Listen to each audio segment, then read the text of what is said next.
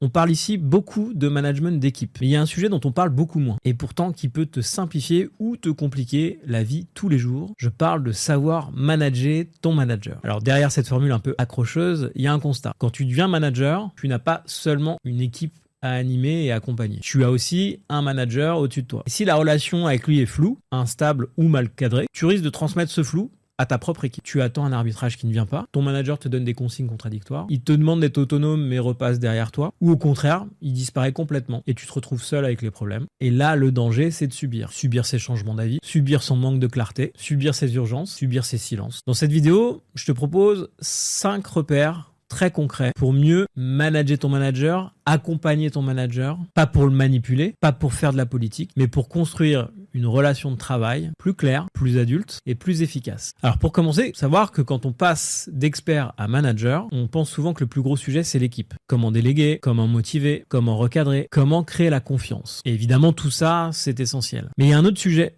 plus discret qui fait souvent une énorme différence. La qualité de la relation qu'on a avec son propre manager. Parce que ton manager, c'est souvent avec lui que tu fixes les priorités, que tu valides les arbitrages, que tu te mets d'accord sur les moyens engagés. C'est aussi lui qui te transmet des informations stratégiques ou, au contraire, celui qui peut créer de la confusion. Donc si tu veux bien manager ton équipe, il faut aussi apprendre à bien travailler avec son manager. Voici donc 5 repères pour t'aider dans cette direction. Le premier, c'est de ne pas laisser la relation dans l'implicite. Je m'explique. Beaucoup de tensions viennent d'un malentendu très simple. Tu crois que ton manager attend une chose, mais en réalité, il en attend une autre. Par exemple, tu penses qu'il veut que tu sois autonome, que tu avances seul, mais lui, il se dit, il me tient pas assez au courant. Ou à l'inverse, tu lui fais beaucoup de points d'avancement parce que tu veux bien faire, et lui, il se dit, tiens, il manque d'autonomie. Dans les deux cas, c'est pas un problème de compétence. C'est souvent un problème de communication et de cadrage. Donc pose des questions simples. Par exemple, sur ce sujet, tu attends que je t'informe, que je te consulte, ou alors j'avance seul. Ou encore, quels sont les sujets sur lesquels tu veux être impliqué et ceux sur lesquels tu préfères que j'avance en autonomie. Cette question peut paraître basique, mais elle évite énormément de frustration parce qu'elle clarifie le bon niveau d'autonomie attendu, le bon niveau de reporting,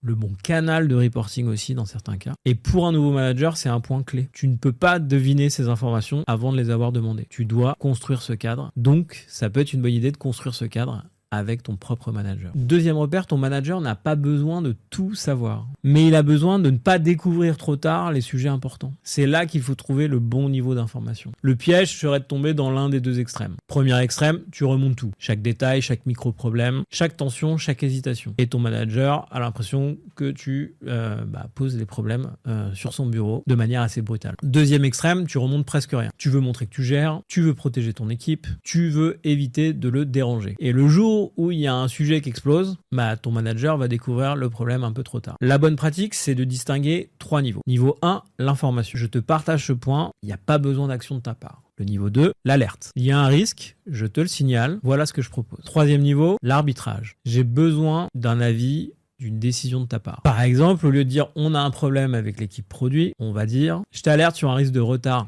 du côté produit. J'ai identifié 2 options. Mon avis est de choisir la deuxième, mais j'ai besoin de ton arbitrage, idéalement d'ici vendredi. Tu ne viens pas juste déposer un problème. Tu aides ton manager à décider. Et ça change complètement la qualité de vos échanges. Troisième repère, et sans doute l'un des plus importants lorsqu'on passe d'expert à manager, c'est qu'en tant qu'expert, on peut avoir le réflexe de remonter un problème en disant « voilà ce qui ne marche pas ». En tant que manager, ton rôle évolue. On attend davantage de toi que tu aides à structurer le problème. Pas forcément que tu aies toujours la bonne réponse, mais que tu arrives avec une lecture de la situation. Une façon simple de faire ça, c'est d'utiliser cette structure. Voici la situation, voici le risque, voici les options, voici ma reco, et voici ce dont j'ai besoin de ta part. Je vais essayer d'illustrer ça avec un exemple tout simple. Tu as 2 personnes dans l'équipe qui ne sont pas d'accord sur une priorité. Tu peux remonter ça en disant « j'ai un conflit dans l'équipe, je ne sais pas quoi faire ». Ou alors, tu peux dire, j'ai une tension entre 2 personnes de l'équipe sur cette priorité. Le risque, c'est qu'on perde une semaine si on tranche pas le sujet rapidement. J'ai identifié 2 options. Soit on maintient la priorité initiale, soit on décale le sujet client. Ma reco, c'est de maintenir la priorité initiale. Mais j'ai besoin que tu confirmes cet arbitrage parce que ça va avoir un impact sur une autre équipe. Dans le deuxième cas, tu ne fais pas semblant d'avoir tout réglé, mais tu facilites le travail de ton manager. Et c'est exactement ça, manager son manager. C'est pas faire le travail à sa place, c'est lui permettre de t'aider plus efficacement et plus rapidement. Quatrième repère, ne laisse pas la relation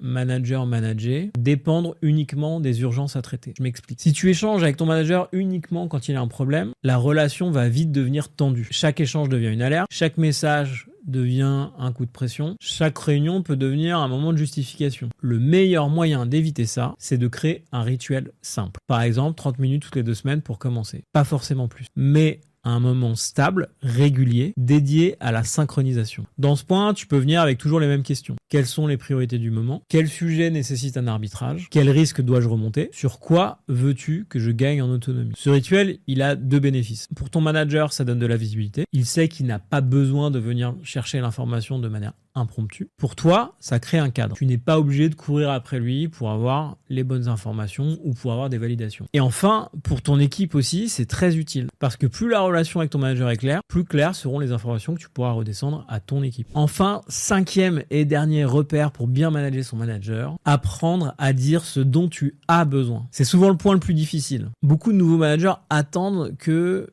leur propre manager devine ce qui ne va pas. Devine qu'ils ont besoin d'un arbitrage. Devine qu'ils ont besoin de soutien. Devine qu'ils ont besoin de feedback. Devine qu'ils ont besoin d'être protégés sur certaines priorités. Mais ton manager ne peut pas tout deviner. Il a aussi ses propres contraintes, ses angles morts, ses urgences. Bref, il est perfectible lui aussi. Ton rôle, c'est de formuler clairement tes besoins. Par exemple, j'ai besoin que tu m'aides à prioriser. J'ai besoin que tu clarifies ce message devant l'équipe. J'ai besoin que tu me donnes un feedback plus direct sur ce que tu attends de moi. J'ai besoin que tu me laisses gérer ce sujet jusqu'au bout. J'ai besoin de cette validation ou de cet arbitrage avant jeudi, sinon l'équipe va avancer dans le flou. Et tout ça, c'est pas se plaindre, c'est pas se déresponsabiliser, c'est créer les conditions pour bien faire ton travail. Et souvent, c'est aussi un soulagement pour ton manager, parce qu'il comprend comment il ou elle va pouvoir t'aider. Voilà, en conclusion, je dirais que manager son manager, c'est pas essayer de prendre le pouvoir sur lui. C'est pas le manipuler, pas faire de la politique. C'est apprendre à construire une relation de travail plus claire. Et si tu veux retenir les 5 repères, 1, clarifie ce qu'il attend de toi. 2, remonte la bonne information et pas toute l'information. 3, viens le voir avec des options et pas seulement des problèmes. 4,